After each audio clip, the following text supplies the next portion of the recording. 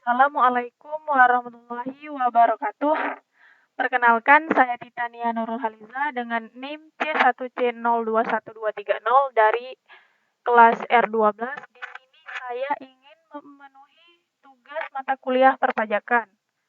Pada kesempatan kali ini, saya ingin menjelaskan mengenai sel-sel dalam pemungutan pajak, kendala dalam pemungutan pajak, bentuk perlawanan pajak, serta pihak yang terkait dalam pemungutan pajak dan penggolongan pajak.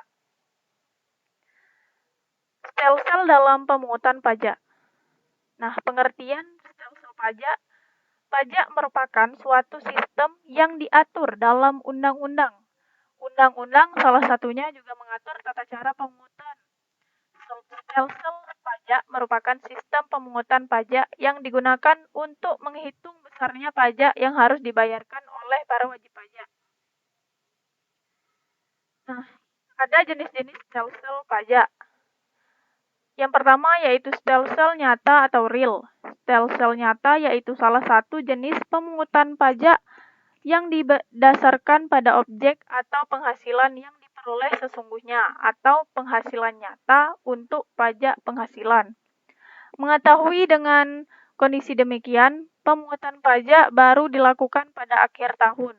Dengan begitu, penghasilan yang sesungguhnya dapat diketahui kemudian atau disebut sistem pemungutan pajak di belakang atau naheving. Yang kedua yaitu sel-sel anggapan atau fictive sel-sel.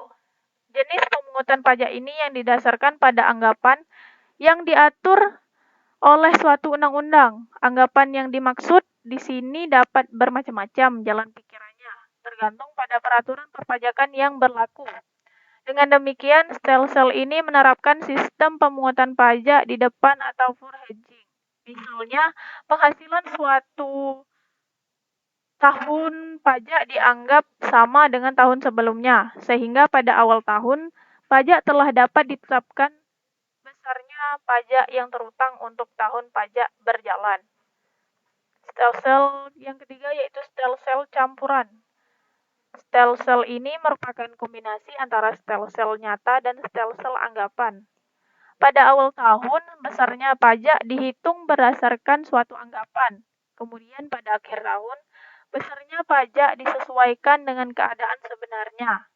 Apabila kenyataannya besarnya pajak lebih besar daripada pajak menurut anggapan, maka wajib pajak harus menambah pembayaran. Sebaliknya, apabila besaran pajaknya menurut kenyataan lebih kecil daripada pajak anggapan, maka wajib pajak dapat meminta kembali kelebihannya atau direstitusi. Atau dapat juga dikompensasi. Yang kedua yaitu kendala apa saja dalam pemungutan pajak. Kendala yang timbul dalam pemungutan pajak yang pertama yaitu berbagai peraturan pelaksanaan undang-undang yang seringkali tidak konsisten dengan undang-undangnya. Yang kedua, kurangnya pembinaan antara pajak daerah dengan pajak nasional. Yang ketiga yaitu database yang masih jauh dari standar internasional. Keempat, lemahnya penegakan hukum atau law enforcement terhadap kepatuhan membayar pajak bagi penyelenggara negara. Yang kelima yaitu kurangnya atau tidak adanya kesadaran masyarakat.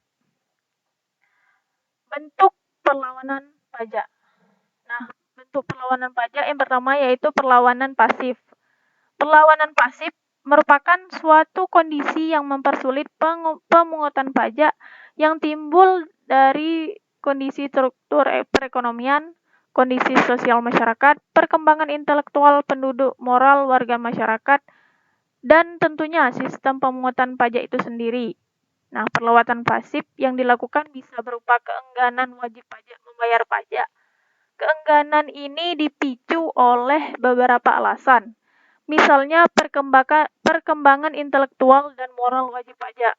Kurangnya edukasi terkait pajak membuat masyarakat kurang menyadari arti pentingnya membayar pajak, sehingga mereka enggan membayar pajak.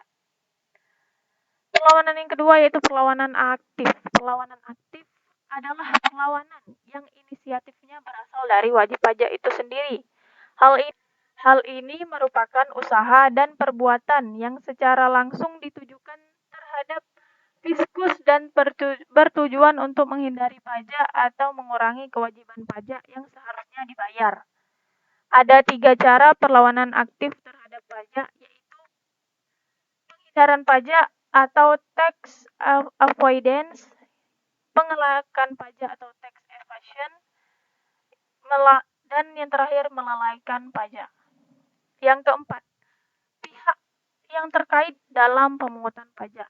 Pihak-pihak yang terkait dalam pemungutan pajak, yang pihak pertama yaitu negara sebagai organisasi politik yang mengatur penyelenggaraan kehidupan bermasyarakat, berbangsa, dan bernegara.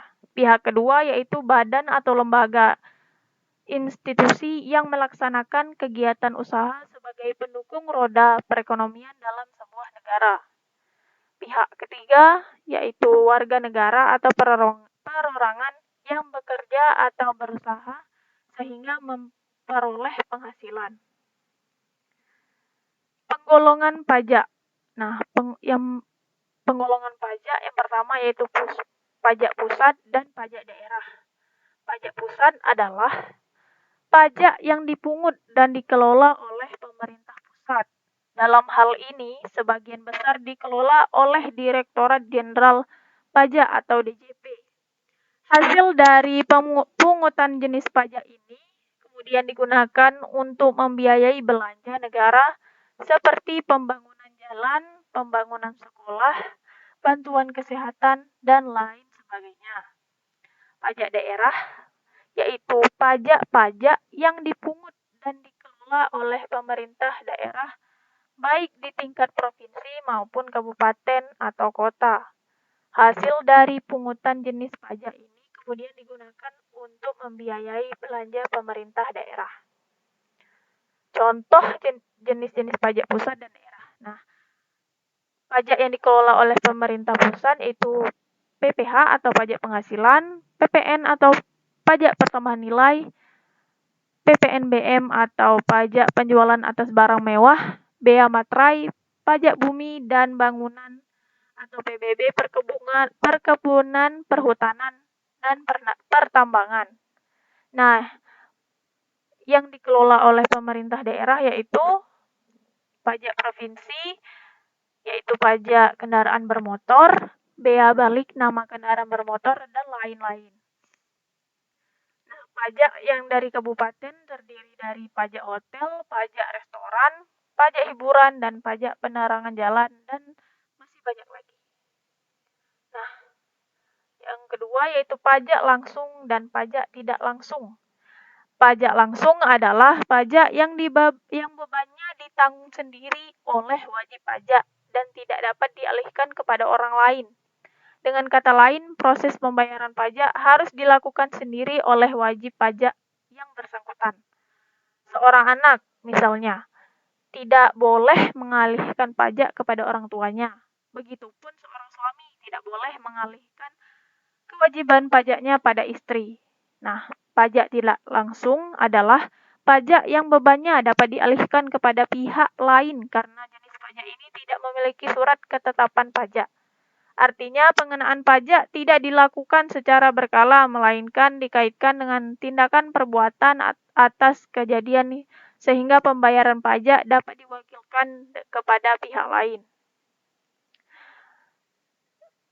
Pajak subjektif dan pajak objektif.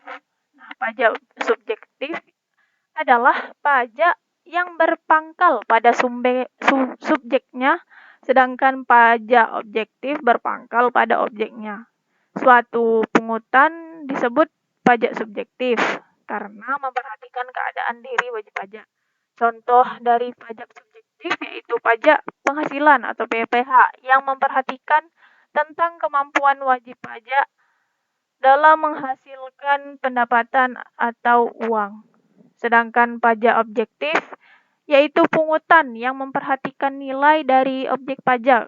Contoh pajak objektif adalah pajak pertambahan nilai atau PPN dari barang yang dikenakan pajak. Nah, itulah materi yang dapat saya sampaikan pada kesempatan kali ini. Semoga para audiens bisa memahami apa yang sudah saya sampaikan pada kesempatan kali ini. Apabila terdapat kesalahan pengucapan kata, saya mohon maaf.